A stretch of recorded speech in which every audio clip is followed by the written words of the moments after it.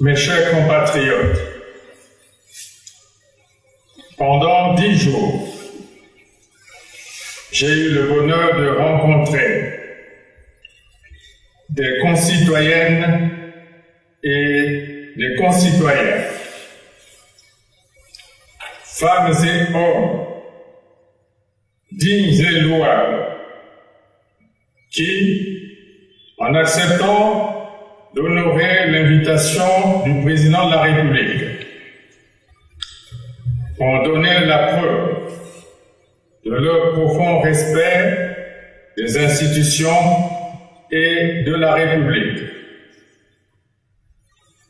Par ces temps où quelques compatriotes entretiennent des comportements surprenants,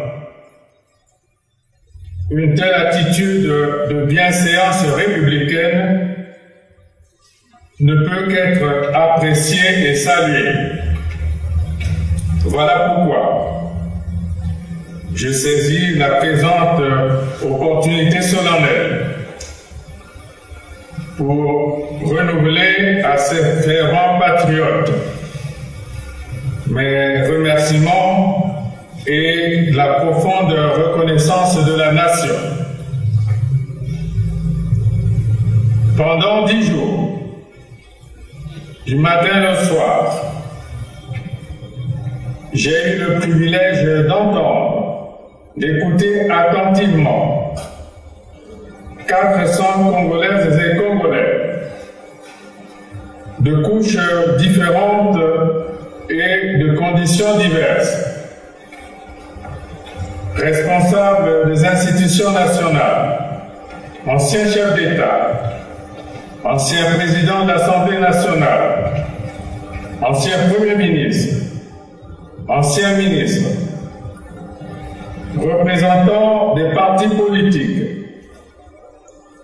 dirigeantes des associations de défense des droits de la femme, dirigeants syndicaux, représentants des associations d'élèves et étudiants, des personnes vivant avec handicap, des ex-combattants, autorités traditionnelles et dignitaires religieux. Tous m'ont parlé avec leur cœur. Ils ont évoqué des questions diverses qui touchent à la vie de l'État, de la nation et de notre société. Chacun s'est exprimé en toute sincérité, en toute franchise et en toute liberté. Je voudrais maintenant en tirer quelques enseignements. Outre les préoccupations quotidiennes et permanentes, ayant trait notamment aux problèmes économiques et sociaux, aux questions spécifiques des jeunes, des femmes, des personnes vivant avec handicap et des travailleurs, nos échanges ont été focalisés sur 2 sujets qui alimentent ces derniers temps le débat national. Il s'agit de la gouvernance électorale et de l'avenir de nos institutions. Tous les participants aux consultations se sont prononcés sur ces 2 questions majeures. Les opinions diverses se sont manifestées, tantôt concordantes, tantôt antinomiques, mais toujours utiles. Au-delà des nuances et des divergences, l'unanimité s'est formée autour de l'urgente nécessité d'aller à un dialogue national sans exclusive, sans préalable, sans a priori, afin que dans la confiance et la sérénité se dégage un indispensable consensus sur les questions à l'origine de profonds désaccords au sein de l'opinion nationale. Toutes les délégations ont demandé au président de la République de créer les conditions nécessaires à l'organisation de ce dialogue dans la paix et la concorde. Ayant accepté de donner une suite favorable à cet appel de la raison,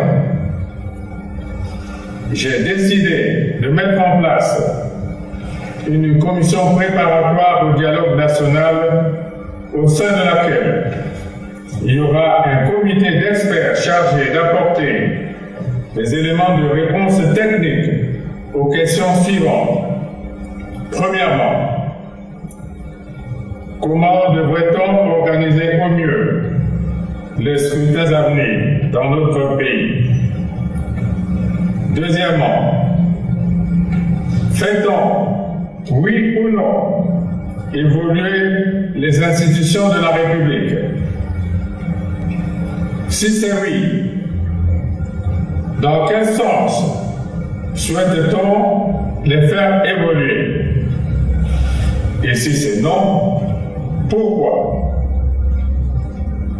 Tous les éléments de réponse seront mis à la disposition des participants au dialogue.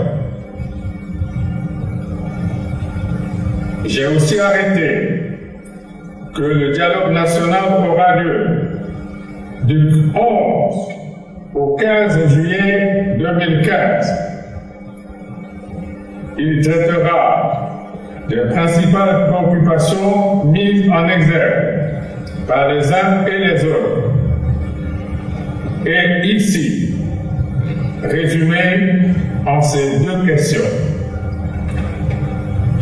Un acte réglementaire déterminera les modalités d'organisation du dialogue national.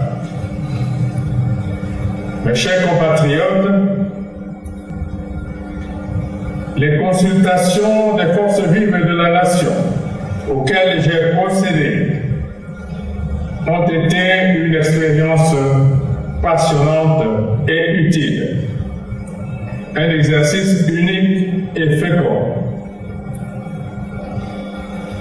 Le dialogue chez nous, dans nos traditions, je me permets de le rappeler,